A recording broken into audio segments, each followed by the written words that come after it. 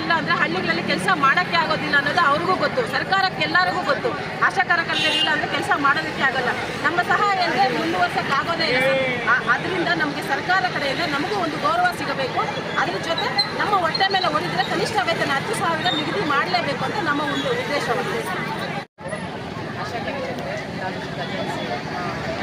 ಏನು ಹೇಳ್ಬೇಕಂದ್ರೆ, ನಮ್ಮ ಒಂದು ಆಶಾ ಕಾರ್ಯಕರ್ತರಿಗೆ ನಾವು 2008ರಿಂದ ಆಶಾ ವರ್ಕರಾಗಿ ಕೆಲಸ ಮಾಡ್ತಾ ಇದ್ದೀವಿ.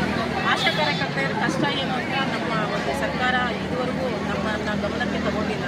ನಮ್ಮ ಆಶಾ ಕಾರ್ಯಕರ್ತರ ಕನಿಷ್ಠ ವೇತನ ಫಸ್ಟು ಯಾವುದೇ ಒಂದು ವೇತನ ಇಲ್ಲದೇ ನಾವು ಕೆಲಸ ಮಾಡಿದ್ದೀವಿ.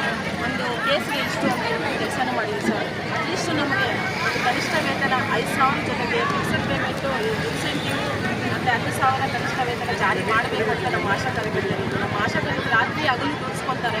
ಆದರೆ ನಮ್ಮ ಆಶಾ ಕಾರ್ಯಕರ್ತರಿಗೆ ಒಂದು ಯಾವುದೇ ಒಂದು ಕಷ್ಟ ಬಂದರೆ ನಮ್ಮ ಆಶಾ ಕಾರ್ಯಕರ್ತರು ಇಷ್ಟೊಂದು ಕಷ್ಟಪಡ್ತಾ ಇದ್ದಾಳೆ ಅಂತ ನಮ್ಮಲ್ಲಿ ಯಾವುದೇ ಒಂದು ವೈದ್ಯಾಧಿಕಾರಿಗಳಾಗಲಿ ಸರ್ಕಾರ ಆಗಲಿ ಗಮನಿಸೋದಿಲ್ಲ. ನಮ್ಮ ಆಶಾ ಕಾರ್ಯಕರ್ತರು ಒಂದು ಆಕ್ಸಿಡೆಂಟ್ ಆಗಲಿ, ಯಾವುದೇ ಒಂದು ಪ್ರಾಬ್ಲಮ್ ಆಗಲಿ, ಹಗಲು ರಾತ್ರಿ ಏನೇ ಒಂದು ಪ್ರಾಬ್ಲಮ್ ಆದರೂ ಆಶಾ ಕಾರ್ಯಕರ್ತರು ಎದ್ದು ಹೋಗಿ ಕೆಲಸ ಮಾಡಬೇಕು. ನಮಗೆ ಟೈಮಿಂಗ್ಸ್ ಇಲ್ಲ ಆಶಾ ಕಾರ್ಯಕರ್ತರಿಗೆ. ನಮ್ಮ ಮನೆಯಲ್ಲಿ ಹೆಣ ಇದೆ ಅಂದ್ರೂ ಸಹ ನಾವು ಕೆಲಸ ಮಾಡಬೇಕು.